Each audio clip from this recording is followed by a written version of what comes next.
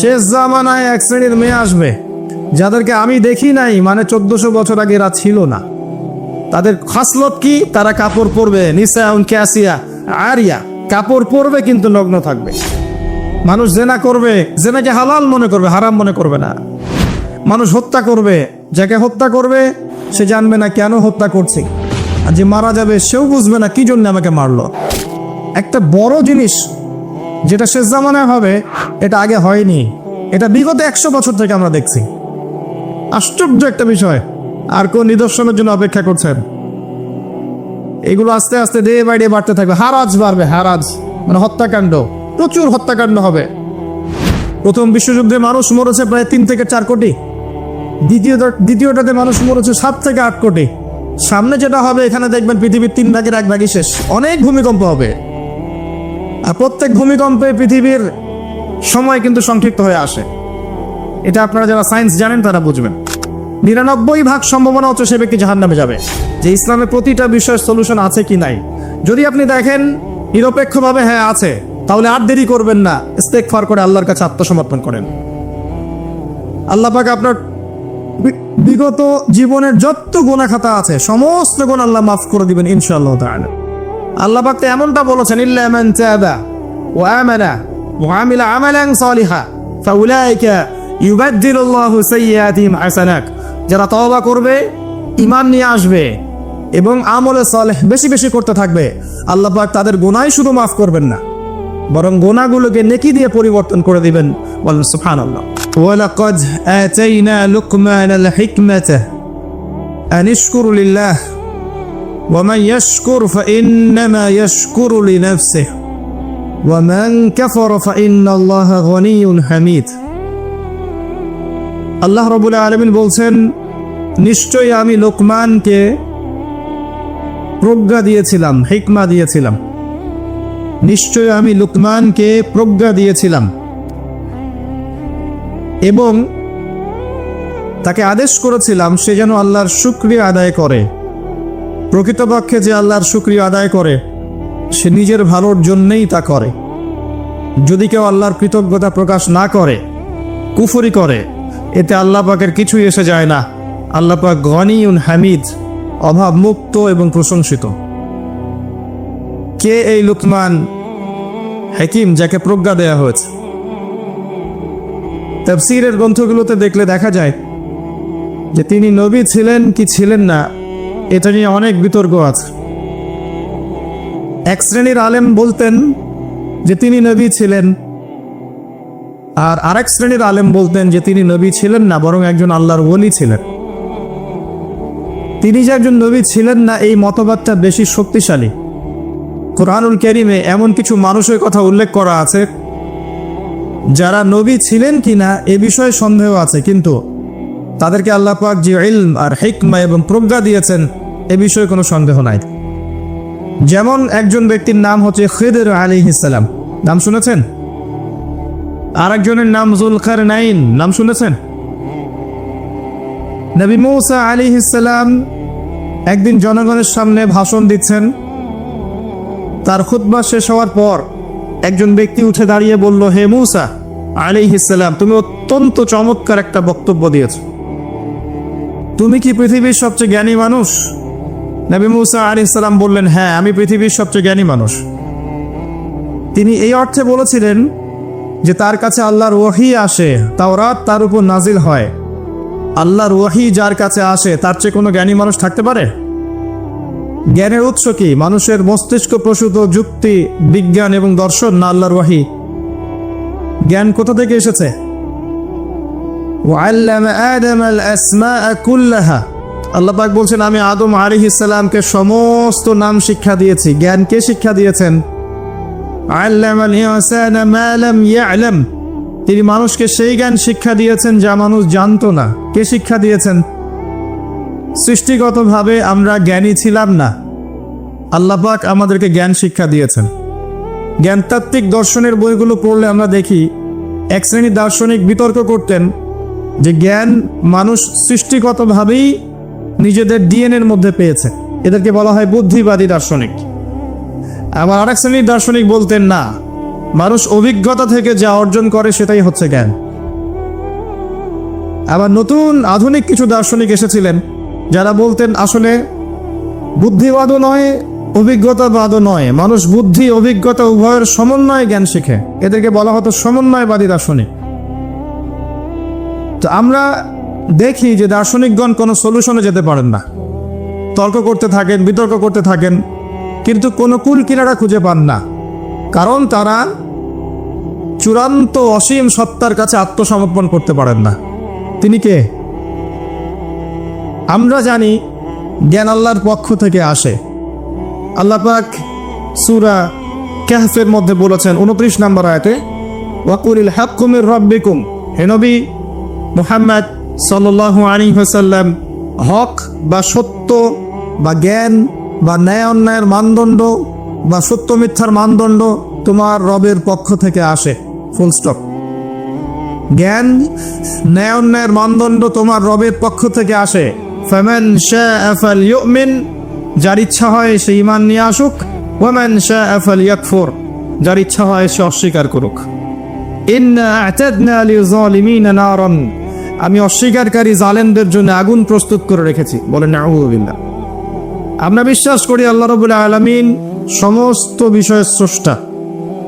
Big bang থেকে মহাবিশ্ব সৃষ্টি হয়নি, বরং বিগ ব্যাংকে আল্লাহ পাক সৃষ্টি করেছেন। আমরা এটা বিশ্বাস করি। আমরা বিশ্বাস করি আল্লাহ পাকের পক্ষ থেকে চূড়ান্ত জ্ঞান আসে। কিভাবে আসে? ওহীর মাধ্যমে আসে।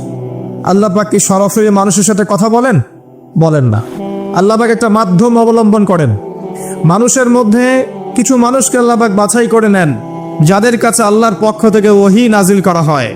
আর এই ওহী হচ্ছে চূড়ান্ত জ্ঞান, সত্য মিথ্যার চূড়ান্ত মানদণ্ড। কিভাবে নাজিল হয়? মালায়েকার মাধ্যমে। কোন মালায়েকা? তার নাম জিবরাইল আলাইহিস সালাম। এভাবেই প্রত্যেক যুগে যুগে আল্লাহ রাব্বুল আলামিন সৃষ্টির শুরু থেকেই ওহী নাজিল করেছেন। তাই আমরা বলতে পারি সভ্যতা শুরু হয়েছে নবী দ্বারা, আর মানুষ সভ্য হয়েছে ওহী দ্বারা। কথা কি বুঝতে পারছেন? বাকি যা কিছু আছে এগুলো বাতিল। আল্লাহর ওহীর বিপক্ষে যা যাবে সেটা বাতিল। মানুষের বুদ্ধি, মানুষের অভিজ্ঞতা, মানুষের দর্শন, মানুষের বিজ্ঞান, এগুলো যদি কোরআন সুন্নাহ বা ওহীর আলোকে হয়, অনুকূলে হয়, মানতে কোনো আপত্তি নেই আমাদের। কিন্তু মানুষের কোনো যুক্তি বা দর্শন বা বিধান বা বিজ্ঞান বা স্কুল অফ থট যেটাই বলেন, যদি কোরআন এবং সুন্নাহ বা আল্লাহর ওহীর অনুকূলে না হয়, এটা মানতে আমরা বাধ্য নই। কেউ যদি বলে পর্দা করা ভালো জিনিস নয়, বেপর্দা চলাই ভালো, ফেমিনিস্ট রেভলিউশন ভালো, নারী পুরুষ একাকার হয়ে চলাফেরা করবে এটা ভালো। কেউ যদি বলে মাদক দ্রব্য ভালো, মাদক খেলে মানুষের মধ্যে জোশ আসে। কেউ যদি বলে সুদ ভালো, সুদের মাধ্যমে অর্থনীতির উন্নতি হয়, অগ্রগতি হয়, প্রগতি হয়, ইত্যাদি ইত্যাদি। এ ধরনের কথাবার্তা যে বা যারাই বলুক না কেন, যেহেতু এগুলো কোরআন এবং সুন্নাহর অনুকূলে নয়, এগুলো মানতে আমরা বাধ্য নই। এগুলো ছেড়ে দেয়াই, অস্বীকার করাই, এগুলোর সাথে কুফরি করাই আমাদের ঈমান। আল্লাহ পাক কিন্তু আমাদেরকে কুফরিও করতে বলেছেন, আছে না কোরআনে? যে ব্যক্তি তাগুতের সাথে কুফরি করবে এবং ঈমান নিয়ে আসবে, সে ব্যক্তি এমন হাতল ধরল, ফাকাদ ইসতামসাকা বিল উরওয়াতিল উসকা লা ইনফিসাল লাহা। আছে না আয়াত? আচ্ছা, এভাবে যারা চিন্তা করে তাদেরকে মুসলিম বলা হয়। আর ইসলাম নতুন কোনো ধর্ম নয়। আর ইসলাম শুধু একটা ধর্মই নয়, এটা একটা কোড অফ লাইফ, জীবন ব্যবস্থা। ধর্ম কাকে বলে? যেখানে আচার অনুষ্ঠান কৃষ্টি কালচার থাকে। আর জীবন ব্যবস্থা কাকে বলে? যেখানে জীবনের প্রতিটা বিষয়ের সমাধান থাকে। এখন ইসলাম কি, এই প্রশ্ন আপনাকেই করছে, আপনি বলুন, ইসলামে কি শুধু কৃষ্টি কালচার আছে, না জীবনের সব কিছুর সমাধান আছে? কিভাবে ইবাদত করবেন ইসলাম বলেনি? কিভাবে ব্যবসা করবেন কোরআন হাদিস বলে নাই? কিভাবে আপনি পরিবার চালাবেন, সমাজ চালাবেন, বিশ্বের অন্যান্য দেশের সাথে আপনি ডিল করবেন, এগুলো কোরআন সুন্নাহ বলেনি? কোরআনুল কারীম এবং নবীর হাদিস আমাদেরকে শিখাচ্ছে কেমন করে চুল আঁচড়াতে হয়। কেমন করে চুল আঁচড়াতে হয় এটাও কোরআন হাদিসের মধ্যে আছে। কেমন করে ইস্তেঞ্জা করতে হয়, বাথরুমে যেতে হয়, এটাও কোরআন হাদিসের মধ্যে আছে। কেমন করে খাবার খেতে হয়, কোরআন হাদিসের মধ্যে আছে। কেমন করে আপনি পরিবার চালাবেন, ব্যবসা বাণিজ্য করবেন, মুআমালাত করবেন, মানুষের সাথে মিশবেন, আত্মীয়দের সাথে মিশবেন, প্রতিবেশীর হক আদায় করবেন, সামাজিক কাঠামোকে ধরে রাখবেন, কিভাবে আল্লাহর জমিনে আল্লাহর দিনের বিধানগুলো স্ট্যাবলিশ করবেন, কোরআন সুন্নাহর মধ্যে নাই? এমন একটা বিষয় দেখান যেটা কোরআন এবং সুন্নাহে নাই, অনেস্টলি বলেন কোনটা নাই। হটকারিতা করে নয়। হটকারিতা কি? একজন মানুষ জানে যে কোরআন সুন্নাহে সবকিছু আছে, এর পরেও বিরোধিতা করে, এটাকে বলা হয় হটকারিতা। আর একজন ব্যক্তি জানে না যে কোরআন সুন্নাহে কি আছে, এরপরে বিরোধিতা করে, এই ব্যক্তি কুফরি করছে, হটকারিতা করছে না। এখন হটকারী না হয়ে একজন বিজ্ঞ মানুষ হিসেবে, নিরপেক্ষ মানুষ হিসেবে আপনি বলেন যে কোরআন এবং সুন্নাহে প্রত্যেকটা বিষয়ের সমাধান আছে কি নাই। কেউ মেনে নেয় যে হ্যাঁ সমাধান আছে, কিন্তু আমরা বাস্তবায়ন করতে পারি না, তার হিসেব একরকম হবে। সে মেনে নিয়েছে আকীদাগতভাবে যে কোরআন এবং সুন্নাহে সবকিছু আছে এবং কোরআন এবং সুন্নাহর মধ্যেই জীবনের প্রত্যেকটা বিষয়ের সমাধান আছে, কিন্তু পারিপার্শ্বিকতার কারণে, বৈশ্বিক প্রেক্ষাপটের কারণে, দুর্বলতার কারণে, ইমানের দুর্বলতার কারণে ইত্যাদি কারণে আমি এগুলোকে 100% বাস্তবায়ন করতে পারি না, তার হিসাব একরকম। আল্লাহ পাক তাকে মাফ করেও দিতে পারেন ইনশাআল্লাহ তাআলা, কারণ তার আকীদা ঠিক ছিল। আরেকজন ব্যক্তির আকীদা হচ্ছে এগুলো নাই, কোরআন সুন্নাহর মধ্যে সবকিছু নাই, কোরআন হাদিসে যা আছে এর চাইতে আমি বেশি ভালো বুঝি, আমার বুঝতে এর চাইতে ভালো বা এর সমমানের, এ ব্যক্তি স্পষ্ট কাফের, স্পষ্ট মুশরিক। দুজনের হিসাব একরকম হবে না। এভাবে যারা চিন্তা করে তাদেরকে মুসলিম বলা হয়। আর ইসলাম নতুন কোনো ধর্ম নয়। আদম আলাইহিস সালাম থেকে শুরু করে মুহাম্মদ সাল্লাল্লাহু আলাইহি ওয়াসাল্লাম পর্যন্ত প্রত্যেকটা নবী সভ্যতার ধারক এবং বাহক ছিলেন, এবং তারা সকলেই মুসলিম ছিলেন, তারা নতুন কোনো ধর্ম নিয়ে আসেন নাই। পরবর্তীতে মানুষ আল্লাহর দ্বীনকে বিকৃত করেছে, আল্লাহর নাজিলকে বা বিধানকে, তাওরাতকে, জাবুরকে, ইনজিলকে, সুহফে মূসা, ইব্রাহিম, এগুলোকে বিকৃত করেছে। বিকৃত করার পরে আল্লাহ পাক নতুন রিলিজন পাঠিয়েছেন, নতুন শেপে, নতুন ফর্মে, নতুন ভাবে, একই বিষয় দিয়েই যে লা ইলাহা ইল্লাল্লাহ, আল্লাহ ছাড়া কোনো ইলাহ নেই। ওয়ালাকাদ বাআসনা ফি কুল্লি উম্মাতির রাসূলা আন ইবুদুল্লাহ ওয়াজতানিবুত তাগুত। আল্লাহ পাক বলছেন আমি প্রত্যেকটা সম্প্রদায়ের মধ্যে নবী রাসূল পাঠিয়েছি, দুইটা দাওয়াত দিয়ে পাঠিয়েছিলাম, তোমরা আল্লাহর ইবাদত করবে, তাগুতকে বর্জন করবে। সিম্পল। প্রত্যেক নবী রাসূল এই কাজই করে গেছেন। নবী ঈসা আলাইহিস সালাম খ্রিস্টান ছিলেন না, তিনি একজন মুসলিম ছিলেন। আদম আলাইহিস সালাম, নূহ আলাইহিস সালাম, ইব্রাহিম, মূসা, ঈসা, মুহাম্মদ সাল্লাল্লাহু আলাইহি ওয়াসাল্লাম সবাই মুসলিম ছিলেন। তারা কেউ নতুন ধর্ম নিয়ে আসে নাই। এখনকার বই পুস্তকে লেখা থাকে যে ইসলাম ধর্মের প্রবর্তক হচ্ছেন মুহাম্মদ সাল্লাল্লাহু আলাইহি ওয়াসাল্লাম। নাউযুবিল্লাহ। তিনি কি ইসলাম ধর্মের প্রবর্তক না প্রচারক? শব্দ চয়নে এত গাফিলতি কেন? তিনি ইসলাম ধর্মের প্রবর্তক নন। ইসলাম ধর্মের প্রবর্তক আল্লাহ রাব্বুল আলামিন। আদম আলাইহিস সালাম মুসলিম ছিলেন, নূহ আলাইহিস সালাম মুসলিম ছিলেন, প্রত্যেক নবী রাসূলই মুসলিম ছিলেন। তারা নতুন কোনো ধর্ম দিয়ে যান নাই, তারা ইসলাম দিয়েই গেছেন। ইসলাম চির নতুন, চির প্রাচীন, চির আধুনিক। মুহাম্মদ সাল্লাল্লাহু আলাইহি ওয়াসাল্লাম ইসলাম ধর্মের প্রবর্তক নন, বরং প্রচারক। আমরা সংক্ষিপ্ত আকারে হিস্ট্রি হাঁটলে দেখব প্রত্যেক যুগে যুগে যারাই আল্লাহ এবং তার রাসূলের আনুগত্য করেছে, আল্লাহ পাক তাদেরকে উদ্ধার করেছেন, বিপদ আপদ থেকে উদ্ধার করেছেন, দুনিয়াতেও সফল করেছেন, পরকালেও সফল করেছেন। বলেন সুবহানাল্লাহ। নূহ আলাইহিস সালাম 950 বছর দাওয়াত দিয়েছেন, অল্প কিছু মানুষ ইসলাম কবুল করেছে, বাকিরা করে নাই।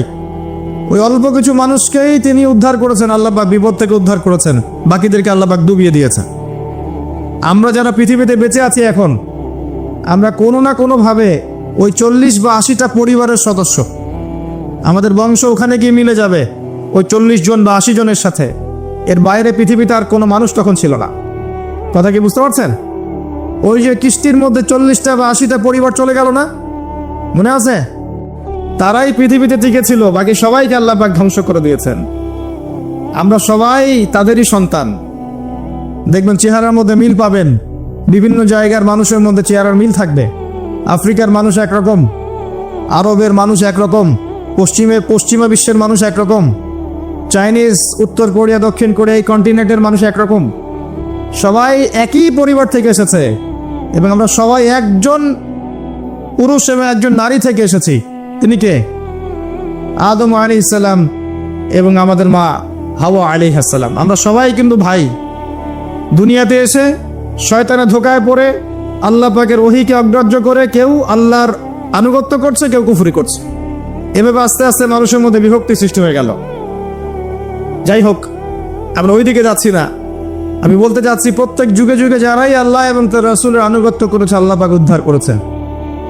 নূহ আলাইহিস সালামকে দেখেন, ইব্রাহিম আলাইহিস সালামকে দেখেন, তার অনুসারীদেরকে আল্লাহ পাক উদ্ধার করেছেন। নমরুদকে ডুবিয়ে মেরেছেন, মারেন নাই? নমরুদকে ধ্বংস করেছেন, মশা দিয়ে ধ্বংস করেছেন। মূসা আলাইহিস সালামকে দেখেন, মূসা আলাইহিস সালাম তার অনুসারীদেরকে আল্লাহ পাক উদ্ধার করেছেন। ফিরআউন এবং তার দলবলকে লোহিত সাগরে ডুবিয়ে মেরেছেন। একই সুন্নাহ। নবী ঈসা আলাইহিস সালাম, একই সুন্নাহ। মুহাম্মদ সাল্লাল্লাহু আলাইহি ওয়াসাল্লাম, আবু জেহেল, আবু লাহাব, উতবা, সাইবার আছে? নাই। কিন্তু আবু বকর, উমর, ওসমান, আলী রাদিয়াল্লাহু আনহুম আজমাইন, তাদের নাম কিয়ামত পর্যন্ত মানুষ শ্রদ্ধার সাথে স্মরণ করবে, তাই নয় কি? আল্লাহ পাকের একই সুন্নাহ। এই হিস্ট্রি ঘাটলে দেখবেন কিছু কিছু মানুষ এমন ছিলেন যারা নবী ছিলেন না, কিন্তু আল্লাহ পাক তাদেরকে মনোনীত করেছিলেন, ইলম এবং প্রজ্ঞা দিয়েছিলেন। আল্লাহ পাক সেটা এখনো করতে পারেন। আল্লাহ পাক এখনো আসমান থেকে মানুষের কলবের মধ্যে ঈমান, নূর, হিকমা, প্রজ্ঞা নাজিল করতে পারেন। পারেন না? পারেন। আল্লাহ পাক যে কলবকে দেখবেন পরিচ্ছন্ন, যে কলবের মধ্যে কোনো হিংসা নাই, কোনো বিদ্বেষ নাই, কোনো রিয়া নাই, কোনো অহংকার নাই, লোক দেখানো বিষয় নাই, মনটা স্বচ্ছ পরিচ্ছন্ন, আল্লাহ পাক ওই কলবের মধ্যে আল্লাহ নূর নাজিল করবে ইনশাআল্লাহ। এখনো সম্ভব। আর আল্লাহর নূর না পেলে কেউ দূরদর্শিতা সম্পন্ন হতে পারবে না। এক চোখ দিয়ে দেখে এক জিনিস, আর কলবের চোখ দিয়ে দেখে আরেক জিনিস। এক চোখা মানুষরা বলছে বিশ্ব এগিয়ে যাচ্ছে, আর কলবের মধ্যে আল্লাহ নূরওয়ালা মানুষরা বলছে বিশ্ব এগিয়ে যাচ্ছে, বাট কিয়ামতের দিকে। কি বুঝছেন? বিশ্ব এগিয়ে যাচ্ছে ঠিকই, বাট কিয়ামতের দিকে, তার শেষ সময়ের দিকে এগিয়ে যাচ্ছে আস্তে আস্তে। এবং এখন তো দ্রুত এগিয়ে যাচ্ছে, এখন সময় আরো দ্রুত যাচ্ছে। একটা বছর চলে যাচ্ছে একটা মাসের মতো, একটা মাস চলে যাচ্ছে একটা সপ্তাহের মতো, একটা সপ্তাহ যাচ্ছে একটা দিনের মতো, একটা দিন যাচ্ছে একটা ঘন্টার মতো। যারা আল্লাহর নূর এবং বসিরা প্রাপ্ত মানুষ তারা বুঝতে পারে। এই যে রমজান চলে আসলো, কয়দিন আগে রমজান শেষ করে আসলেন, এই যে রমজান চলে আসলো। এই যে কয়দিন আগে জুমার নামাজ পড়লেন, দেখবেন আবার জুমা চলে আসবে। সময় দ্রুত চলে যাচ্ছে। কিসের আলামত? কিয়ামতের আলামত। কত আলামত আছে, আপনাকে বলে শেষ করতে পারবো না। মহিলাদের সংখ্যা বাড়ছে, পুরুষদের সংখ্যা কমছে। এমন মহিলাদেরকে রাস্তায় দেখবেন যারা পোশাক পরেও নগ্ন হয়ে ঘুরছে। এদের সম্পর্কে নবীজি বলেছেন, শেষ জামানায় এক শ্রেণীর মেয়ে আসবে যাদেরকে আমি দেখি নাই, মানে 1400 বছর আগে এরা ছিল না। তাদের খাসলত কি? তারা কাপড় পরবে, নিসাউন কাসিয়া আরিয়া, কাপড় পরবে কিন্তু নগ্ন থাকবে। আপনি 200-300 বছর আগে এই মহিলাদের দেখতে পারতেন না। লাস্ট 200-300 বছর আপনি দেখতে পারবেন তখন থেকে। এটাকে ফেমিনিস্ট রেভলিউশন বলে। এবং নগ্নতা, বেহায়াপন, অশ্লীলতা, এমন পোশাক পরবে যে পোশাক পুরুষদের পোশাক। এটা কিয়ামতের আলামত। নবীজি বলেছিলেন যে গরিব মানুষরা, দরিদ্র মানুষ, স্যান্ডেল পরার টাকা নাই, গায়ে জামা পরার টাকা নাই, উঁচু উঁচু অট্টালিকা নির্মাণের প্রতিযোগিতা করবে। এটা আখিরুজ্জামান বা শেষ জামানার আলামত। দেখে নেন বিগত 200-300 বছর এগুলো ছিল কিনা। বিশাল বিশাল সাইন এগুলো প্রকাশ পাচ্ছে ডে বাই ডে। মানুষ সুদ খাবে, একজন ব্যক্তি সুদ থেকে দূরে থাকতে চাইবে, তার গায়েও সুদের ছিটাফোটা গিয়ে লাগবে। এটা সেই যুগ। আপনি পারবেন না বাঁচতে সুদ থেকে। দাড়ি টুপি নিয়েও খেতে হচ্ছে, কিচ্ছু করার নাই, কারণ সব সিস্টেমই সুদ ব্যক্তি। হয় খাচ্ছেন, না হলে দিচ্ছেন, না হলে সাক্ষী থাকছেন, না হলে লিখে রাখছেন, কিছু না কিছু করছেন। মানুষ মাদক খাবে, মাদককে হালাল মনে করে খাবে। মানুষ জেনা করবে, জেনাকে হালাল মনে করবে, হারাম মনে করবে না। মানুষ হত্যা করবে, যাকে হত্যা করবে সে জানবে না কেন হত্যা করছে, আর যে মারা যাবে সেও বুঝবে না কি জন্য আমাকে মারলো। পিতামাতার সাথে দাস দাসীর মতো আচরণ করা হবে, পিতামাতার সাথে দাস দাসীর মতো আচরণ করা হবে। সম্পদের জন্য সন্তান মাকে হত্যা করবে, বাবাকে হত্যা করবে। দুই চোখওয়ালা মানুষরা বুঝতে পারে এগুলো হচ্ছে, দিন দিন বাড়ছে, সময় সংক্ষিপ্ত হয়ে আসছে। আল্লাহ পাকের আযাব গজব বাড়ছে, আসমানি গজব বাড়ছে, জমিনের বালা বাড়ছে, ভূমিকম্প বাড়বে, ডে বাই ডে ভূমিকম্প বাড়বে। এবং 3টা বড় বড় ভূমিকম্প অপেক্ষা করছে আমাদের সামনে। একটা পৃথিবীর পূর্ব দিকে, একটা পশ্চিম দিকে, আর একটা হচ্ছে পৃথিবীর মাঝখানে কিছু মুনাফিককে আল্লাহ পাক ধসিয়ে দিবেন আরবের মধ্যে, আর ওখানেও কিছু মুনাফিক আছে। এটা বুঝতে হলে আপনাকে জিওপলিটিক্স বুঝতে হবে। আরবি দিয়ে কথা বললেই কেউ আমিরুল মুমিনিন হয় না। আরবি দিয়ে কথা বললেই কেউ আমিরুল মুমিনিন হয় না। আব্দুল্লাহ বিন উবাইও আরবি দিয়ে কথা বলতো। তো হত্যা বাড়বে, একটা বড় জিনিস যেটা শেষ জামানায় হবে, এটা আগে হয়নি। এটা বিগত 100 বছর থেকে আমরা দেখছি। আশ্চর্য একটা বিষয়। আর কোন নিদর্শনের জন্য অপেক্ষা করছেন? এগুলো আস্তে আস্তে ডে বাই ডে বাড়তে থাকবে। হারাজ বাড়বে, হারাজ মানে হত্যাকাণ্ড, প্রচুর হত্যাকাণ্ড হবে। প্রথম বিশ্বযুদ্ধে মানুষ মরেছে প্রায় 3 থেকে 4 কোটি। দ্বিতীয়টাতে মানুষ মরেছে 7 থেকে 8 কোটি। সামনে যেটা হবে, এখানে দেখবেন পৃথিবীর 3 ভাগের 1 ভাগই শেষ ইনশাআল্লাহ আজ্জা ওয়া জাল। এমনটাই হবে ইনশাআল্লাহ তাআলা। আমরা চাই না এমনটা হোক, কিন্তু কুদিয়াল আমর, লেখা হয়ে গেছে, এগুলো কিছু করার নাই। নবী ঈসা আলাইহিস সালাম আসার আগে পৃথিবীর অবস্থা এমন থাকবে না। পৃথিবী সংকীর্ণ হয়ে আসবে, জনসংখ্যা কমবে, প্রচুর মানুষ মহামারীতে মারা যাবে। আর মহামারীর সময় চলে যাওয়ার পরে কি আসবে সেটাও হাদিসের মধ্যে আছে। ওয়াদাআহু সারাওয়াতি জালাজিল, এরপরে আসবে ভূমিকম্পের বছরগুলো।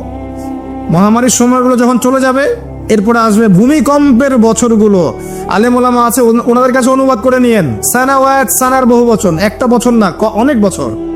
জালজালায়ের বহু বচন জালাজিল, অনেক ভূমিকম্প হবে। আর প্রত্যেক ভূমিকম্পে পৃথিবীর সময় কিন্তু সংক্ষিপ্ত হয়ে আসে।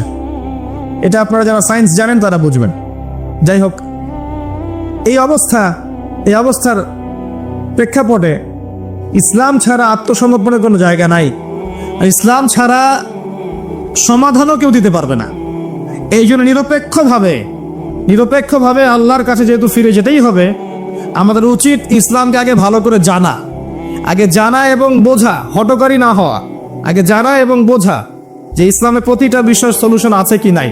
যদি আপনি দেখেন নিরপেক্ষভাবে হ্যাঁ আছে, তাহলে আর দেরি করবেন না, ইস্তেগফার করে আল্লাহর কাছে আত্মসমর্পণ করেন। আল্লাহ পাক আপনার বিগত জীবনের যত গুনাহ খাতা আছে সমস্ত গুনাহ আল্লাহ মাফ করে দিবেন ইনশাআল্লাহ তাআলা। আল্লাহ পাক এমনটা বলেছেন, ইল্লা মান তাবা ওয়া আমানা ওয়া আমিলা আমালান সালিহা ফাউলাইকা ইউবাদদিলুল্লাহু সাইয়্যাতিহিম হাসানাত। যারা তওবা করবে, ঈমান নিয়ে আসবে এবং আমলে সালেহ বেশি বেশি করতে থাকবে, আল্লাহ পাক তাদের গুনাহই শুধু মাফ করবেন না, বরং গুনাহগুলোকে নেকি দিয়ে পরিবর্তন করে দিবেন। বলেন সুবহানাল্লাহ। এই জায়গায় গিয়ে আবার পয়েন্টে চলে আস। নবী মুসা আলাইহিস সালাম যখন খুতবা দিচ্ছিলেন, তখন তিনি বলে ফেলেছিলেন যে আমি পৃথিবীর সবচেয়ে জ্ঞানী মানুষ, কারণ তার কাছে ওহী আসছিল। আল্লাহ পাক ধরলেন। আল্লাহ পাক নবীদের ছোট ছোট ভুল ধরতেন। আমাদের নবী মুহাম্মদ সাল্লাল্লাহু আলাইহি সাল্লাম বলে দিয়েছিলেন একবার যে আমি মধু খাবো না আজকে থেকে, মনে আছে? মধু হারাম করে নিলাম। লিমা তুহাররিমু মা আহাল্লাল্লাহ, আল্লাহ পাক আয়াত নাযিল করলেন না? কোন সূরা তাহরিম। ভাই, এভাবে আল কোরআনের আলো ঘরে ঘরে জ্বলবে না। যখন কোরআন আপনি স্টাডি করবেন, প্রত্যেকটা ঘরে একটা করে কোরআনওয়ালা মানুষ থাকবে, অটোমেটিক এই যে আল্লাহ পাকের এই কিতাব আল কোরআনের আলো সমস্ত ঘরে ঘরে জ্বলবে ইনশাআল্লাহ তাআলা। কোরআন পড়ার লোক তো লাগবে, কোরআন পড়ার মানুষ তৈরি করতে হবে। প্রত্যেক ঘরে ঘরে একটা করে মানুষ তো চাই যে কোরআন গবেষণা করতে পারে। তখন দেখবেন অটোমেটিকলি কোরআনের আলো ঘরে ঘরে জ্বলে যাবে ইনশাআল্লাহ তাআলা। আবেগ দিয়ে হয় না, আবেগ দিয়ে কোনো কিছু হয় না। যারা ইসলামের বিরুদ্ধে কাজ করছে, এরা আবেগ দিয়ে কাজ করছে না, বিবেক দিয়ে কাজ করছে। আমরা আবেগী জাতি। আমরা আবেগী জাতি না? আমরা আবেগী জাতি, খুব আবেগ আমাদের। দিনের পিছনে আবেগ ভালো জিনিস, কিন্তু আবেগ দিয়ে দিন প্রতিষ্ঠা হয়নি কখনো।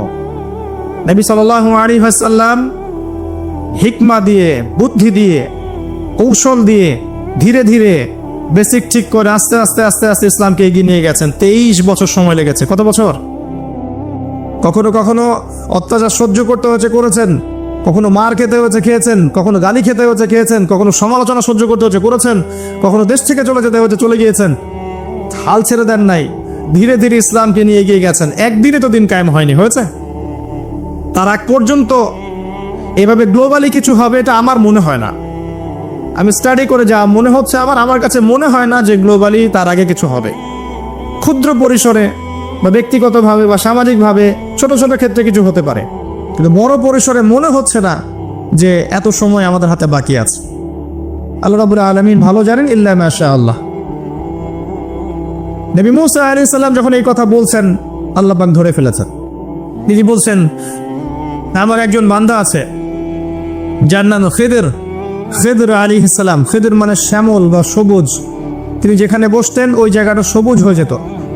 একটা রুক্ষ জায়গায় তিনি বসলে ওই জায়গা সবুজ হয়ে যেত। তিনি বললেন, খিদর তোমার চেয়ে বেশি জ্ঞানী মানুষ। নবী মুসা আলাইহিস সালাম বললেন, আমি তার সাথে মিট করতে চাই, আমি তার সাথে দেখা করতে চাই, আমি তার কাছে জ্ঞান শিখতে চাই।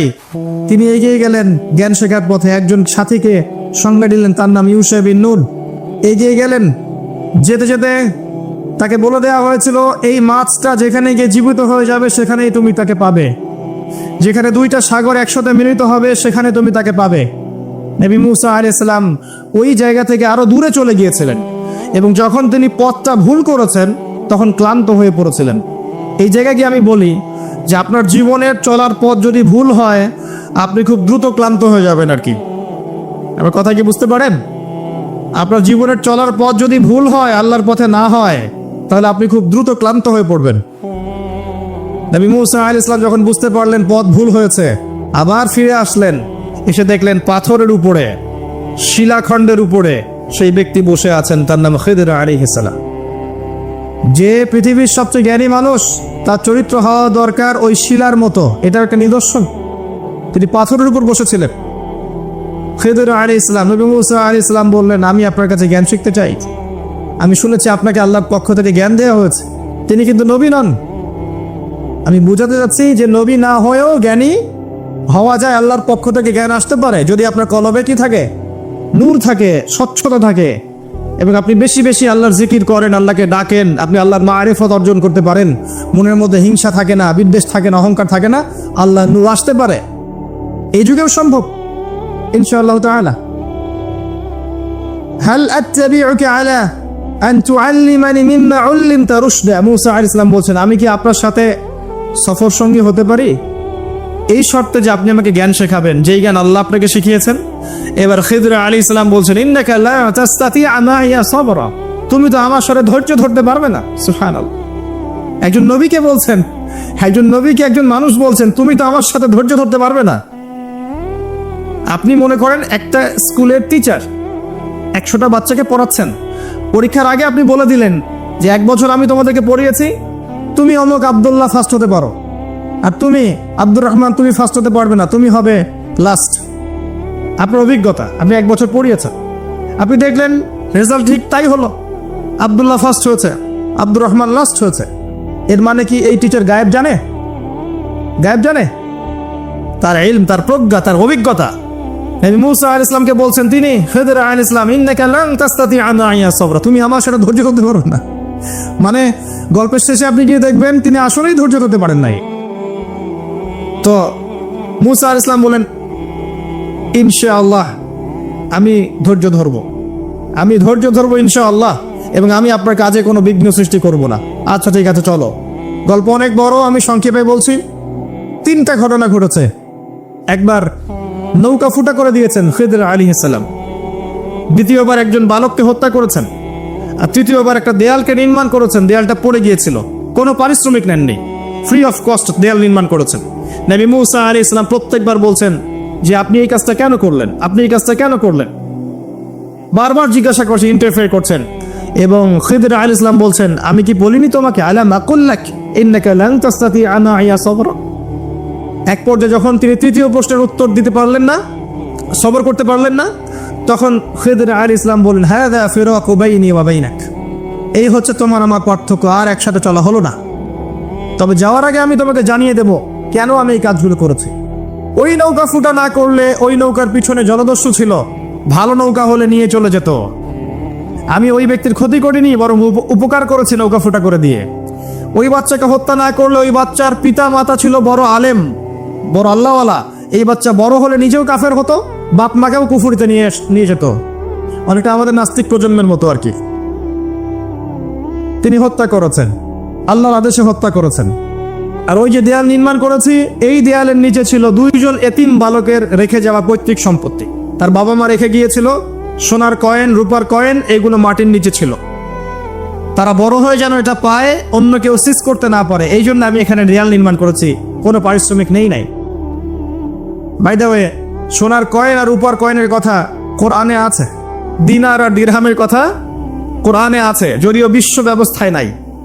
বিশ্ব ব্যবস্থার IMF নামে একটা সংগঠন আছে, ইন্টারন্যাশনাল মনিটারি ফান্ড, তারা আইন করে সোনার কয়েন আর রূপার কয়েনকে হারাম করে দিয়েছে। আপনি কি সেটা জানেন? তা সোনার কয়েন আর রূপার কয়েনটাকে হারাম করেছে অর্থনীতি থেকে, ব্যান, টোটালি ব্যান। তাদের আর্টিকেলস অফ চার্টারের মধ্যে আছে, লিখে আছে যে এই বিশ্ব বাজার থেকে সোনার কয়েন রূপার কয়েনকে ব্যান করে দেওয়া হবে। কেউ যদি আল্লাহর হালালকে হারাম করে, তাকে আমরা কি বলতে পারি? কেউ যদি আল্লাহর হারামকে হালাল করে আর আল্লাহর হালালকে হারাম করে নেয়, তাকে আমরা কি বলতে পারি? আর এই পাপটার নাম কি? সূরা তাওবার 31 নম্বর আয়াত অনুযায়ী এই পাপটাকে বলা হয় শিরক। জি, সূরা তাওবার 31 নম্বর আয়াত অনুযায়ী এই পাপটাকে বলা হয় শিরক। কে অধিকার দিল মানুষকে আল্লাহর হালালকে হারাম করার? একটা কয়েনের মধ্যে ইন্ট্রিনসিক ভ্যালু থাকে, অন্তর্নিহিত মান থাকে। এখানে যতটুকু সোনা আছে এতটুকুই আছে, এর ইন্ট্রিনসিক ভ্যালু আছে, অন্তর্নিহিত মান আছে। আজীবনের এই মান কমে যাবে না ইনশাআল্লাহ তাআলা, বরং বাড়বে। আপনার কাছে যা দিয়েছে তারা এটা হারাম করার পরে, এটার মান দিন দিন বাড়ে না, বরং দিন দিন কমতে পারে। এতে করে আপনি আপনার শ্রম হারাচ্ছেন। আপনি শ্রম দিয়ে টাকা আর্ন করছেন, সেই কঠোর পরিশ্রমের টাকার মান যখন কমে যায়, তখন আপনার শ্রমটাও চলে যায়। কেউ আপনার শ্রমটা চুরি করে খেয়ে ফেলে। শুধু ব্যক্তি পর্যায়ে না, বড় বড় রাষ্ট্রকে তারা দেউলিয়া করতে পারে, করেছে হিস্ট্রিতে। যাই হোক, ওইদিকে আমি যাচ্ছি না। তবে কোরআনে যে দিনার দিরহামের কথা আছে, এটা জেনে রাখেন। অ্যাটলিস্ট কিছু করতে পারবেন না আমি জানি, বাট জেনে রাখেন। জানতে দোষ আছে? জানতে কোনো দোষ আছে? কিছু করার নাই, কিন্তু জানতে দোষ আছে? আচ্ছা, জেনে রাখেন। এরপরে নবী মূসা আলাইহিস সালাম 3টা উত্তর পেয়ে গেলেন। এখন এই যে ঘটনাটা আপনাকে বললাম, সূরা কাফের মধ্যে আছে, এখানে খিদর আলাইহিস সালাম কি এক চোখ দিয়ে দেখেছেন না 2 চোখ দিয়ে দেখেছেন? নবী মূসা আলাইহিস সালাম বাইরের চোখ দিয়ে দেখছেন, এটা কেন করলেন, এটা কেন করলেন, এটা কেন করলেন। এর পিছনের কারণটা কি ধরতে পারেন নাই? নবী হয়েও ধরতে পেরেছেন কে? খিদর আলাইহিস সালাম। তার মানে আল্লাহর পক্ষ থেকে জ্ঞান যখন আপনার কাছে আসবে, আপনার কলবে আল্লাহ নূর আসবে, হিকমা এবং প্রজ্ঞা আসবে, আপনি অনেক দূর পর্যন্ত দেখতে পারবেন ইনশাআল্লাহ তাআলা, যেটা সাধারণ মানুষ পারবে না। আল্লাহ পাক এমন আরেকজন ব্যক্তির কথা বলেছেন, এই যে যেটা আমি তেলাওয়াত করেছিলাম, ওয়াইজ ক্বালা ওয়ালাকাদ আতাইনা লুকমানাল হিকমা আন ইশকুরু লিল্লাহ। আমি লুকমানকেও হিকমা দিয়েছিলাম। সুবহানাল্লাহ। লুকমান আলাইহিস সালাম হয়তো নবী ছিলেন না, আল্লাহ বলছেন আমি লুকমান হাকিমকে আমি হিকমা দিয়েছি, প্রজ্ঞা দিয়েছি। 3 জন ব্যক্তির জন্য জান্নাতের একটা সুসংবাদ আছে, জান্নাতে বড় মর্যাদা আছে। 3 জনই হচ্ছেন কালো বর্ণের, আফ্রিকান কন্টিনেন্টের মানুষ। কালো বর্ণের, হয়তো চেহারা সুন্দর না, কালো, কুৎসিত চেহারার মতো। কুৎসিত বলতে আমি বোঝাচ্ছি না যে বিভৎস, আমি বোঝাচ্ছি যে কালো, যেটাকে আমরা মনে করি যে কুৎসিত চেহারা। আসলে তো মানুষ কুৎসিত নয়। মানুষ কি কুৎসিত হয়? কালোর মধ্যে সৌন্দর্য আছে না? নর্মাল যে ভাষা ব্যবহার করে সেই ভাষায় বললাম যে 3 জন কালো বর্ণের মানুষের জন্য জান্নাতে সুসংবাদ আছে। যারা কালো ছিলেন, আফ্রিকার মানুষ ছিলেন, ইথিওপিয়া ইরিত্রিয়ার মানুষ ছিলেন। তাদের একজনের নাম হচ্ছে বেলাল আল হাবাশি রাদিয়াল্লাহু আনহু, যাকে উমাইয়া বিন খালাফ মক্কায় শুইয়ে বুকের উপর পাথর চাপা দিয়েছিল না, আর তিনি বলতেন আহাদুন আহাদ। তাকে শুইয়ে দেওয়া হয়েছে এবং বলা হচ্ছে, বলো লাত এবং ওজ্জার নামে কসম করো। কিচ্ছু করতে হবে না, ইসলামকে অস্বীকারও করতে হবে না, খালি লাত এবং ওজ্জার নামে কসম কর। সে বলছে আহাদুন আহাদ, যিনি এক তিনি এক, যিনি এক তিনি একক। অত্যাচার করা হচ্ছে, নির্যাতন করা হচ্ছে, তিনি একটা কথাই বলছেন আহাদুন আহাদ, যিনি এক তিনি এক। আল্লাহ পাকের কাছে এত ভালো লেগেছে এই কথাটা, আল্লাহ সূরা নাজিল করেছেন কুল হু আল্লাহু আহাদ, বলুন তিনি আল্লাহ এক। সুবহানাল্লাহ। বেলাল রাদিয়াল্লাহু আনহুকে যেই মক্কায় নির্যাতন করা হয়েছে, ওই মক্কায় মক্কা বিজয়ের দিন তিনি কাবা ঘরের ছাদে উঠে আজান দিয়েছেন। সুবহানাল্লাহ। আল্লাহ পাক এইভাবে দিন পরিবর্তন করে দেন। আল্লাহ পাক দিন সবসময় একরকম রাখেন না। আজকে যাকে নির্যাতন করা হচ্ছে, নিপীড়ন করা হচ্ছে, যদি সে হকপন্থী হয়ে থাকে, দেখবেন আল্লাহ পাক তাকে ওই জায়গায় সম্মানিত করে দেবেন ইনশাআল্লাহ। আল্লাহ সুন্নাহ, আল্লাহ পাক করেছেন হিস্ট্রিতে যুগে যুগে। আরেকজন হচ্ছেন বাদশা নাজাশি। এটাকে যার রাষ্ট্রে মুসলিমরা আশ্রয় নিয়েছিল হিজরত করে, আবিসিনিয়ার বাদশা নাজাশি, মনে আছে? সিরাত পড়েছেন? আচ্ছা। আরেকজন হচ্ছে লোকমান হাকিম আলাইহিস সালাম, তার উপরেও জান্নাতের বড় মর্যাদা আছে। তাকে অপশন দেয়া হয়েছিল, নবুয়ত নেবেন নাকি প্রজ্ঞা নেবেন। তিনি নবুয়তের দায়িত্বটাকে ভারী মনে করেছেন এবং প্রজ্ঞাটাকে সহজ মনে করেছেন, এবং প্রজ্ঞাটাকে তিনি বেশি বেশি নেয়ার জন্য আল্লাহর কাছে দোয়া করেছেন। আল্লাহ রাব্বুল আলামিন তাকে প্রজ্ঞা নাজিল করেছেন, প্রজ্ঞা দিয়েছেন। আসেন তিনি কি বলছেন এবং একজন প্রজ্ঞাবান মানুষের আচরণ কেমন হওয়া উচিত। তিনি আল্লাহ পাক বলছেন, ওয়ালাকাদ আতাইনা লুকমানাল হিকমা, আমি লোকমানকে হিকমা এবং প্রজ্ঞা দিয়েছি, আমার পক্ষ থেকে জ্ঞান শিক্ষা দিয়েছি।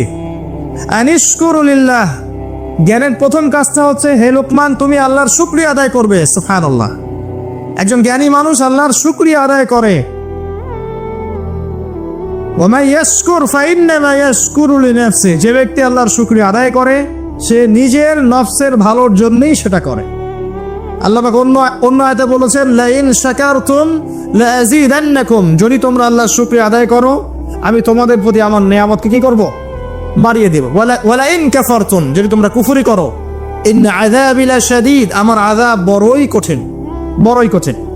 আমাদের উচিত দিনে কমপক্ষে 100 বার করে হলেও আলহামদুলিল্লাহ পড়া যাবে?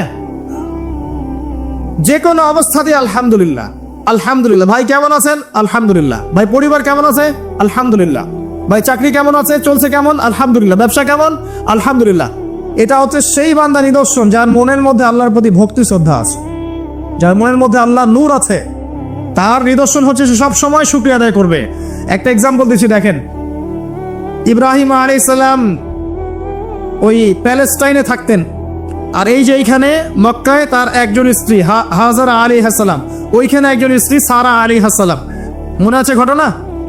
আচ্ছা, তিনি আসলেন বাসায়, দরজা নক করছেন যে বাসায় কে আছে? দরজার পিছন থেকে বলা হচ্ছে যে আমি। তিনি বলছেন ইসমাইল কোথায়? তখন আওয়াজ আসছে ইসমাইল শিকার করতে গেছে। তারপরে তাকে বলা হচ্ছে তোমরা কেমন আছো, স্বামী স্ত্রী তোমরা কেমন আছো? তো স্ত্রী জবাব দিচ্ছে আমরা ভালো নাই, আমাদের ঘরে অনেক অভাব, আমাদের অনেকের স্ত্রীর মতো। আছেন এরকম? সারা জীবন করে যাবেন, একটা কথাই শুনবেন শেষ বয়সে গিয়ে, জীবনে কিছুই পাইলেন না তোমার কাছে। নিজের মাথার ঘাম পায়ে ফেলে করতেই থাকবেন, করতেই থাকবেন, করতেই থাকবেন, করতেই থাকবেন, কিন্তু আপনি শুনতেই থাকবেন, শুনতেই থাকবেন, কিছুই করলাম না, কিছুই পাইলাম না, কিছুই পাইলাম না। অমুক ভাবি কত ভালো আছে, অমুক তত ভালো আছে, অমুকের এত আছে, অমুকের তত আছে। সুবহানাল্লাহ, এটা আমাদেরই দোষ। কারণ বিয়ে করার সময় যারা দিনদারিতা না দেখে শ্বশুরের সম্পত্তি দেখবেন, সৌন্দর্যকে বেশি প্রাধান্য দিবেন, নিজের হারাম প্রেমকে বেশি প্রাধান্য দিবেন, নিজের ওই বংশমর্যাদা ইত্যাদি ইত্যাদিকে বেশি প্রাধান্য দিবেন, তখন তো আফসোস করতেই হবে, কিছু করার না। এই জন্যই তো নবী সাল্লাল্লাহু আলাইহি ওয়াসাল্লাম বলেছেন যে দিনদার স্ত্রীদেরকে দেখে বিয়ে করো, যার মধ্যে দিনের বুঝ আছে, জ্ঞান আছে, একে দেখে বিয়ে করো। তবে এখানে একটা বিষয় আপনাকে সতর্ক করতে চাই যে প্রত্যেকটা বোরখার পিছনেই সঠিক দিনদারিতা থাকে না। অতএব এটা দেখেও ধোঁকা খাওয়ার কিছু নাই। দিনদারিতা আল্লাহর সাথে বান্দার মনের ব্যাপার। দিনের বেসিক কিছু প্রশ্নের মাধ্যমে আপনি তার উত্তর পেতে পারেন, দিনের বেসিক কিছু বুঝ আচরণ দেখে আপনি তার উত্তর পেতে পারেন, তার তাকওয়া দেখে আপনি উত্তর পেতে পারেন। একজন আমিরুল মুমিনিন খলিফা, তিনি রাত্রেবেলা জনগণের অভাব অনটন দেখেন। একদিন দেখতে দেখতে রাতে ক্লান্ত হয়ে পড়লেন, একটা দেয়ালের আড়ালে তিনি দাঁড়িয়ে বিশ্রাম নিচ্ছেন, বসে পড়েছেন। দেয়ালের পিছন থেকে তিনি আওয়াজ শুনছেন, মা আর মেয়ে কথাবার্তা বলছে। মা বলছে দুধে পানি মিশাও, আর মেয়ে বলছে যে ইত্তাকিল্লাহ, হে মা আল্লাহকে ভয় করো। তার মা বলছে এখানে তো ওমর নাই, ওমরের প্রশাসন নাই, ভয় কি আছে, মিশাও, পানি মিশাও। তখন এই মেয়ে বলছে ওমর নাই তো কি হয়েছে, ওমর রব আল্লাহ তো জীবিত আছেন, তিনি দেখছেন।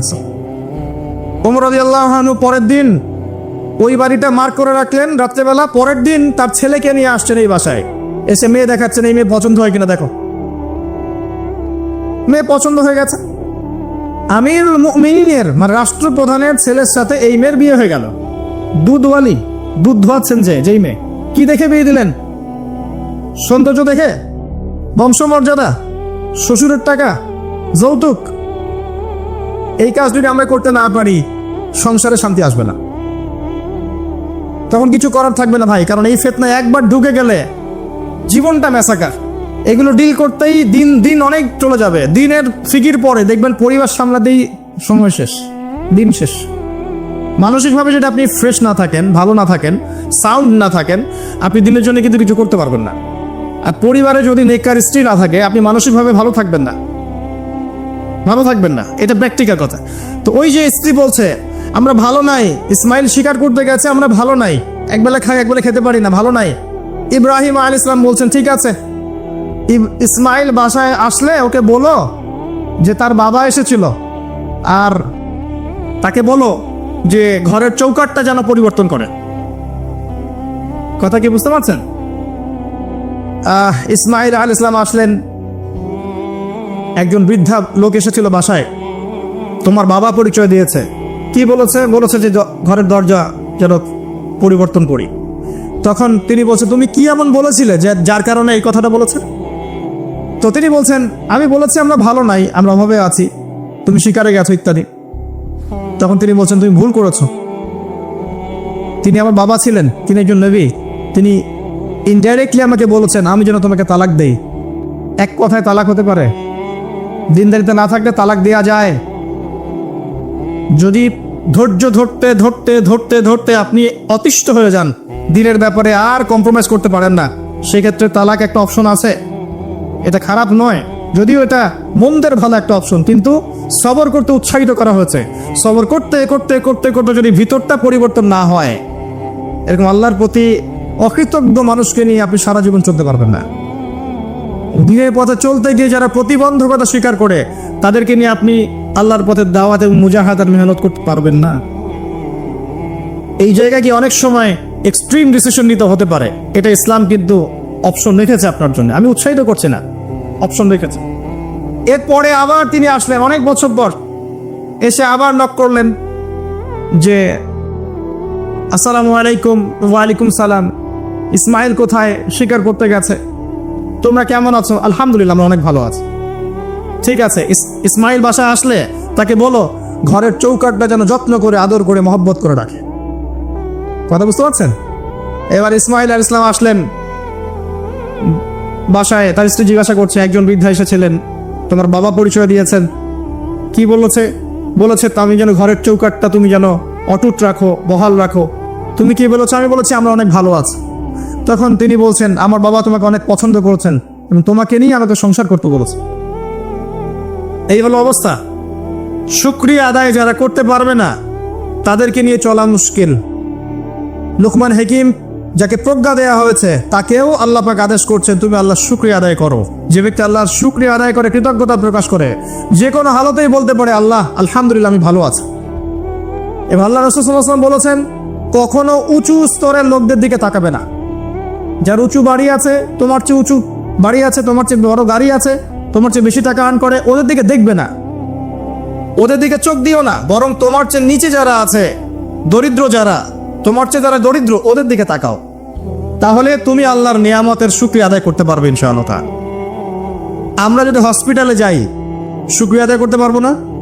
যে হাজার হাজার মানুষ শুয়ে আছে, কারো ক্যান্সার, কারো ডায়াবেটিস, কারো অমুক, কারো তমুক, কারো অ্যাক্সিডেন্ট, কারো এইটা সেইটা, কারো ব্রেন টিউমার, কারো হার্টের সমস্যা, কত সমস্যা। কেউ হাঁটতে পারে না, কেউ বসতে পারে না, কেউ শুইতে পারে না, কেউ শুইলে ঘুমাতে পারে না। আমরা ভালো আছি না? আলহামদুলিল্লাহ, কৃতজ্ঞতা। যখন আপনি আপনার চেয়ে বিপন্ন কোনো মানুষকে দেখবেন, দেখে যদি এই দোয়াটা পড়েন আলহামদুলিল্লাহিল্লাযী আফানি মিম্মা তালাকা বিহি ওয়া ফাদ্দালানি আলা কাসীরিম মিম্মান খালাকা তাফদীলা, আল্লাহর শুকরিয়া আদায় করছি যে আল্লাহ তোমাকে যে বিষয় দিয়ে পরীক্ষা করেছেন, আমাকে তার থেকে নিরাপদ রেখেছেন এবং হাজার মানুষের চাইতে আল্লাহ পাক আমাকে উত্তম জায়গায় রেখেছেন, ভালো রেখেছেন। এই দোয়াটা যে ব্যক্তি পড়বে, ওই বিপদ তাকে স্পর্শ করবে না ইনশাআল্লাহ। এভাবে আপনি আল্লাহর শুকরিয়া আদায় করতে পারেন। আর আল্লাহ পাকের শুকরিয়া আদায় করার সবচাইতে বড় নিদর্শন হচ্ছে আপনি আল্লাহর আদেশ নিষেধ মেনে চলছেন কিনা। যে ব্যক্তি আল্লাহর আদেশ এবং নিষেধকে মেনে চলছে, এই ব্যক্তি প্রকৃতপক্ষে আল্লাহর শুকরিয়া আদায় করছে, তাই নয় কি? খালি মুখে যদি বলি আমি আল্লাহর শুকরিয়া আদায় করি, নামাজ নাই, সওম নাই, যাকাত নাই, কিচ্ছু নাই, মুখে মুখে বলছি আমি আল্লাহকে অনেক ভালোবাসি, এই ভালোবাসার দাম আছে? আল্লাহ পাক কি বলেছেন? যে তোমরা যদি আল্লাহর ভালোবাসা পেতে চাও, কুল ইন কুনতুম তুহিব্বুনাল্লাহ ফাত্তাবিউনি, আমার অনুসরণ করো। কার অনুসরণ? মুহাম্মদ সাল্লাল্লাহু আলাইহি ওয়াসাল্লামের অনুসরণ করো, তার সুন্নাহ মাফিক জীবন করো। ইনশাআল্লাহ আল্লাহ পাক তোমাদেরকে মাফ করে দিবেন, আল্লাহও তোমাদেরকে ভালোবাসবেন ইনশাআল্লাহ। লুকমান আলাইহিস সালামকে আমি আলাইহিস সালাম বলছি এই অর্থে তার উপর শান্তি বর্ষিত হোক, এই অর্থে বলছি। এরপর পরের আয়াতে লুকমান আলাইহিস সালাম, লুকমান হাকিম, তিনি বলছেন ওয়াইজ ক্বালা লুকমানু লিবনিহি, তার সাথে তার সন্তানের একটা কনভারসেশন হচ্ছে। এটা ভালো করে শোনেন, তার সাথে তার সন্তানের একটা কনভারসেশন হচ্ছে। তিনি তার সন্তানকে কিছু নসিহত করছেন, ওয়াজ করছেন, যেই নসিহতগুলো আল্লাহ পাকের কাছে এত ভালো লেগেছে, আল্লাহ পাক কুরআনুল কারীমের মতো কিতাবে সেটাকে নিয়ে এসেছে। কিয়ামত পর্যন্ত এটা থাকবে ইনশাআল্লাহ। কিয়ামত পর্যন্ত একজন বাবা একজন ছেলের এই কনভারসেশন থাকবে ইনশাআল্লাহ। আমরা তো মনে করি সন্তানকে মানুষ করবে তার মা, এখানে আমরা দেখছি সন্তানকে নসিহত করছেন তার বাবা। আমরা ইউসুফ আলাইহিস সালামের ক্ষেত্রেও সেটাই দেখেছি, যে সন্তানকে নসিহত করছেন তার বাবা। আমরা কোরআন ঘাটলে দেখি যে বাবা সন্তানকে নসিহত করেন, মা নসিহত কম করেন। জি, ইব্রাহিম আলাইহিস সালাম কথা বলছেন তার সন্তানের সাথে, ইউসুফ আলাইহিস সালামের সাথে তার বাবা কথা বলছেন, লুকমান আলাইহিস সালামের সাথে তার সন্তান কথোপকথন হচ্ছে। তাহলে কোরআন দেখাচ্ছে বাপ কা বেটা, বাপ যেমন সন্তান তেমন। বাপ হবে সন্তানের রিয়েল গার্ডিয়ান, মা তাকে মানুষ করবে, ইলম প্রজ্ঞা বাস্তবতা শেখাবে কে? বাবা। আর আমাদের বাবারা এখন মানি মেকিং মেশিন, তারা খালি টাকা আর্ন করার মেশিন। সকাল 10টায় বেরাবে, আবার রাত 10টায় আসবে। সন্তানের সাথে বাবার কোনো মিল মহব্বত নাই, দেখাশোনাই নাই। এটা ঠিক নয়। সন্তানকে মানুষ করতে হবে বাবাকে, তাকে প্যারেন্টিং শেখাতে হবে। আমাদের বাবাদেরকে প্যারেন্টিং শেখাতে হবে, মাদেরকেও শেখাতে হবে। আসেন আমরা এখান থেকে দেখব কিভাবে তিনি তার সন্তানকে নসিহত করছেন। এই নসিহত শুধু সন্তানের জন্য নয়, প্রত্যেকটা মানুষের জন্যই। আমরা এই নসিহতগুলোর মধ্য দিয়ে আমাদের লেকচারের ইতি টানবো ইনশাআল্লাহ তাআলা। আসুন, ওয়াইজ ক্বালা লুকমানু লিবনিহি, যখন লুকমান হাকিম তার সন্তানকে বলেছিলেন, কি বলেছেন? ইয়া বুনাই, আদর করে বলছেন, হে আমার সন্তান, বাবা শুনো, লা তুশরিক বিল্লাহ। প্রথম নসিহত কি? আল্লাহর সাথে শিরিক করো না। লা তুশরিক বিল্লাহ, আল্লাহর সাথে শিরিক করো না। আমরা আমাদের সন্তানকে প্রথম কি শিখাই? Humpty Dumpty sat on a wall. আমরা শিখাই Jack and Jill went up the hill. আমরাও শিখেছি। জ্যাক একটা ছেলের নাম, জিল একটা মেয়ের নাম, ওয়েন্ট আপ দ্য হিল আপনাদের পাহাড়ে চলে গেল, বান্দরবনের পাহাড়ের কোনায় চলে গেল একটা ছেলে একটা মেয়ে। তারপর কোনায় গিয়ে কি করলো সেটা আপনারাই বোঝেন। তা আমরা ছোটবেলা থেকে বাচ্চাকে শিখাই Jack and Jill went up the hill. কি বুঝলেন? প্রত্যেকটা ক্ষেত্রে সমস্যা। আপনি শরিয়াতে কি শিখাচ্ছেন? আমটি আপনি খাবেন পেরে? কার গাছের আম আপনি পেরে খাবেন? যাত্রার গাছের আম আপনি পেরে খাইতে পারবেন? শুরুতে অজগর আসছে তেরে, সন্তানকে ভয় দেখ, অজগর তেরে আসছে। ওই বাচ্চা অজগরের কি বোঝে? শরিয়াতে অজগর আসছে তেরে, ভয়, আগে ভয় শেখানো হচ্ছে। শরিয়াতে অজগর আসছে তেরে, ভয়, আপনি ভয় পাচ্ছেন, বাচ্চা ভয় পাচ্ছে। রাত্রে ঘুমের স্বপ্ন দেখবে অজগর তেরে আসছে। হ্যাঁ, আপনি বাচ্চার সাথে যে কথোপকথনগুলো করবেন রাত্রে, সেগুলো সে স্বপ্ন দেখতে পারে। শরিয়াতে আপনি শেখাচ্ছেন আমটি খাবো পরে, কার গাছের আম পেরে খাবেন? গাছ কি আপনার? যাত্রার গাছের আম পেরে খাবে, সে চুরি করা শিখলো সে। এই তো হচ্ছে এখানে শাব্দিকভাবে পরিবর্তন না আনতে পারলে, নৈতিকতা না ঢুকাতে পারলে সমস্যা তো। আর কালচার এভাবেই চলছে কেন? কেউ এগুলো মাথা ঘামায় না কেন? সুবহানাল্লাহ, বই পুস্তক এখন টোটালি চেঞ্জ হয়ে দিন দিন চেঞ্জ হচ্ছে। দেখবেন আগে আমরা অনেকগুলো নজরুলের কবিতা পড়তাম, কবিতা নাই, আস্তে আস্তে আস্তে আস্তে ভ্যানিশ। একটা ভিতর থেকে একটা আদর্শ আপনাকে ইনজেক্ট করা হচ্ছে। কোন আদর্শ সেটা আপনি খুঁজে বের করেন, এবং যে আদর্শটা রাখা হচ্ছে সেটাকে আস্তে আস্তে মাইনাস করা হচ্ছে। কোনটা সেটা আপনি ভাবেন। সন্তানকে বাবা শেখাচ্ছে ইয়া বুনাই লা তুশরিক বিল্লাহ। কোন পরিবারে এই লুকমান আলাইহিস সালামের মতো পিতা সন্তানকে শেখায় ছোটবেলায়, বাবা আল্লাহর সাথে শিরিক করো না? এটা একটা জায়গায় সম্ভব যারা ইসলামিক লাইনে পড়াশোনা করছেন, মাদ্রাসায় পড়াশোনা করছেন। আর এখানে আমরা এমনভাবে তাকাই এদের দিকে যে এরা সমাজের সবচেয়ে নোংরা কিট নাকি, নাউযুবিল্লাহ। তো দেখেন, আমরা আরও শেখাই, বাবা তোমাকে বড় হতে হবে, নিজের পায়ে দাঁড়াতে হবে, বৃদ্ধ বয়সে বাবাকে দেখতে হবে, মাকে দেখতে হবে, প্রতিষ্ঠিত হতে হবে। আগে আমরা বাচ্চাদেরকে এগুলো শেখাই। আর লুকমান হাকিম তার সন্তানকে শেখাচ্ছেন প্যারেন্টিং। দেখেন, ইসলামিক প্যারেন্টিং, যে প্যারেন্টিংটা আল্লাহ পাক কবুল করেছেন, কোরআনে নাজিল করেছেন, কিয়ামত পর্যন্ত থাকবে ইনশাআল্লাহ। বাবা, আল্লাহর সাথে শিরিক করো না। আগে সন্তানকে শেখান শিরিক কি জিনিস, তাওহীদ কি জিনিস। তখন বাবা সন্তান প্রশ্ন করবে, বাবা শিরিক কি? তখন আপনি আস্তে আস্তে ওর বুঝ অনুযায়ী ওকে বলবেন। ওর বয়স যদি 5 বছর হয় একটা কথা বলবেন, 10 বছর হলে আরো বেশি বোঝাবেন, 15 হলে আরো বেশি বোঝাবেন। যখন ম্যাচুরিটি যেমন তেমনি বোঝাবেন। যদি ম্যাচুরিটি হয়ে যায় আপনি বোঝাবেন যে বাবা শোনো, শিরিক মোটামুটি 3 রকম হয়ে থাকে। মানুষ কথায় শিরিক করে, কাজে শিরিক করে, এবং মানুষ বিশ্বাসে শিরিক করে। যেমন কেউ যদি মনে করে বাবা যে আল্লাহ বলতে কেউ নাই, তাহলে শিরক হবে। কেউ যদি মনে করে সৃষ্টিকর্তা আল্লাহ না অন্য কেউ, তাহলে শিরক হবে। কেউ যদি মনে করে যে আল্লাহ পাশাপাশি আরও সৃষ্টিকর্তা আছে, তাহলে শিরক হবে। সন্তান বুঝবে না, একটা স্কুলের বাচ্চা বুঝবে না, ক্লাস 9, 10-এর বাচ্চা বুঝবে না, কলেজের বাচ্চা বুঝবে না, একদম ছোট বাচ্চা কিছুই বোঝে না, ওকে বোঝানো যায় না আল্লাহ তোমাকে সৃষ্টি করেছেন, আল্লাহ ছাড়া কেউ নাই সৃষ্টিকর্তা। আল্লাহ তোমাকে সৃষ্টি করেছেন হয়তো বুঝবে না, আল্লাহ তোমাকে বানিয়েছেন ও বুঝবে না। আল্লাহ তোমাকে বানিয়েছেন, এই দেখো বাবা, বাড়িটা আমরা বানিয়েছি, তোমার বাড়ি আমাদের বাড়ি আমরা বানিয়েছি, ও বুঝবে না। আল্লাহ তোমাকে বানিয়েছেন, তুমি মায়ের পেটে ছিলে, সেখান থেকে আল্লাহ তোমাকে দুনিয়ায় নিয়ে এসেছেন, বুঝবে না। বাচ্চাদের একটা ফিলোসফি থাকে, বাচ্চারা অনেক কিছু বোঝে, জানেন, বাচ্চারা অনেক কিছু বোঝে। একটা বাচ্চাকে আপনি বলেন প্যান্টটা খোলো তো, ও খুলবে না জীবনেও। একটা বাচ্চাকে বলেন এই তোমার প্যান্টটা খোলো, দেখি তুমি মুসলমানি করেছো কিনা। আমরা মজা করি নাই ছোটবেলায়, বাচ্চারা খুলতে চায় না, কারণ এই যে লজ্জাশীলতা আল্লাহ পাক দিয়ে তাকে পৃথিবীতে পাঠিয়েছেন। বাচ্চাদের ফিলোসফি আছে, এটা নিয়ে যারা বাচ্চাদেরকে নিয়ে পড়াশোনা করে, আপনি কোর্স করায়, ট্রেনিং দেয়, তাদেরকে জিজ্ঞাসা করেন। বাচ্চাদের সাথে শুদ্ধ ভাষায় কথা বলতে বলা হয়, বাচ্চাদের সাথে শুদ্ধ ভাষায় কথা বলতে বলা হয়, যাতে ওরা শুদ্ধ ভাষা শেখে। বাচ্চাদের সাথে বাচ্চাদের মতো আচরণ করতে নিষেধ করা হয়। এখন তাদের সাথে ম্যাচিউর আচরণ করতে উৎসাহিত করা হয়, তারা শিখবে বাস্তবতা কি জিনিস। বাচ্চাদেরকে বেশি বেশি খেলাধুলা করতে উৎসাহিত করা হয়, খেলার মধ্য দিয়ে নেতৃত্বদের গুণাবলী অর্জন হয়। ওদেরকে মাঠে খেলতে দিতে হয়, বৃষ্টি কাদায় মাখামাখি করতে দিতে হয়, ওরা বুঝবে। গায়ের সাথে যখন মাটি লাগবে, প্রকৃতির সাথে মিশবে, ওরা হৃদয়টা বড় হবে। দেখবেন মুহাম্মদ সাল্লাল্লাহু আলাইহি সাল্লামকে যখন তিনি জন্ম নিয়েছেন, প্রথম 4-5 বছর তাকে ওই আরবের বেদুইনদের কাছে রাখা হয়েছে। ওখানে তিনি ভাষা শিখেছেন, মরুভূমিতে দৌড়িয়েছেন, খেলেছেন, ফিজিক্যালি স্ট্রং হয়েছেন, ভাষা শিখেছেন, শুদ্ধ কথা শিখেছেন। এরপরে হৃষ্টপৃষ্ট হয়ে তারপর মায়ের কাছে ফেরত দেওয়া হয়েছে। এখনকার জেনারেশনে বাচ্চাগুলোকে দেখেন কিভাবে বড় হয়ে ওঠে। আসেন, অনেক লম্বা হয়ে যাবে, আগে পয়েন্টে চলে আসেন। বাচ্চাকে বোঝানো যায় না যে এর বয়স হিসাবে আপনি বুঝাবে যে কেউ যদি মনে করে যে বাবা আল্লাহর পাশাপাশি অন্য কোনো সৃষ্টিকর্তা আছে যে তোমাকে বানিয়েছে, তাহলে শিরক হয়ে যাবে। আর শিরকটা হচ্ছে এমন একটা পাপ। শিরকটা কি আব্বু জিজ্ঞাসা করবে, বাবা শিরক এমন একটা পাপের নাম যেই পাপটা আল্লাহ পছন্দ করেন না। এটা একটা খারাপ জিনিস, পাপ হয়তো বুঝবে না। শিরক একটা কি জিনিস? খারাপ জিনিস। শিরক খারাপ। তোমাকে আমি আদর করছি আব্বু, এটা ভালো না? বলবে হ্যাঁ ভালো। তোমাকে যদি একটা থাপ্পড় দিই, খারাপ না? যে হ্যাঁ খারাপ।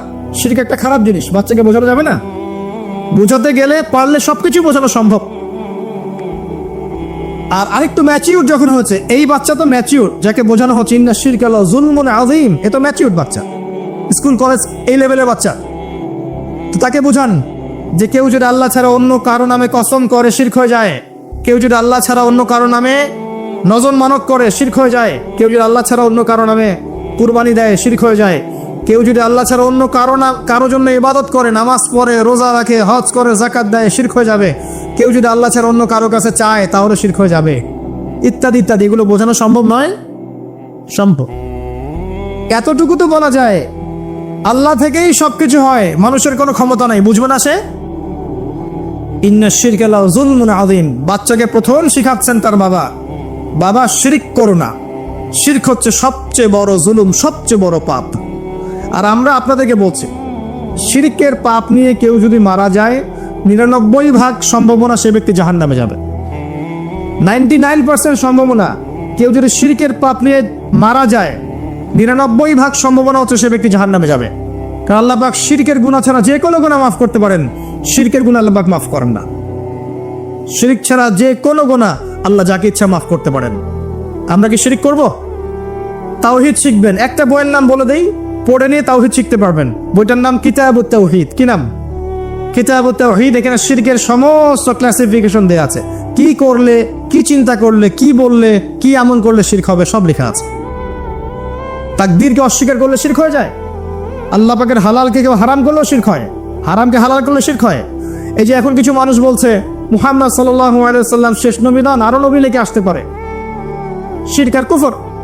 কেউ বলছে যে ভাগ্য বলতে কিছু নাই, আমি নিজে যা করবো তাই ভাগ্যে লেখা থাকবে, শিরক হয়ে যায়। এমনও বলছে মানুষ এখন নতুন নতুন অনেক ফিতনা। এখন বলছে আমরা শুধু কোরআন মানি, হাদিস মানি না। আছে না? শিরক কিংবা কুফর। আসেন এরপরে তার সন্তানকে তিনি কি বলছেন? আল্লাহ পাক এই কথাগুলো সবার জন্য নসিহত করছেন।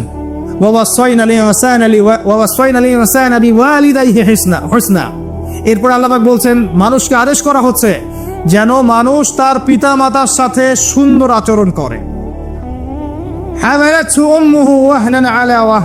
তার মা তাকে কষ্টের পর কষ্ট সহ্য করে গর্ভধারণ করেছে। তাকে প্রসব করেছেন এবং 2 বছর দুধ পান করিয়েছেন। আনিশকুরলি, মানুষকে আদেশ করা হচ্ছে যেন মানুষ আমার শুকরিয়া আদায় করে। আল্লাহ পাক বলছেন ওয়ালি ওয়ালিদাইক, এবং তার পিতামাতার শুকরিয়া আদায় করে। ওয়াইলাইয়াল মাসির, আমার কাছেই ফিরে আসতে হবে। এই যে একটা আয়াতে কত শিক্ষা। সন্তানকে শেখানো হচ্ছে পিতামাতার সাথে ভালো আচরণ করো। সন্তানকে ছোটবেলা থেকে যদি শেখানো যায় যে পিতামাতা কি জিনিস, ওই সন্তানকে বড় হয়ে বৃদ্ধাশ্রমে বাবা মাকে পাঠাবে? ওই সন্তান পাঠাবে যাকে আপনি মানুষ করতে পারছেন না, সময় দিতে পারছেন না।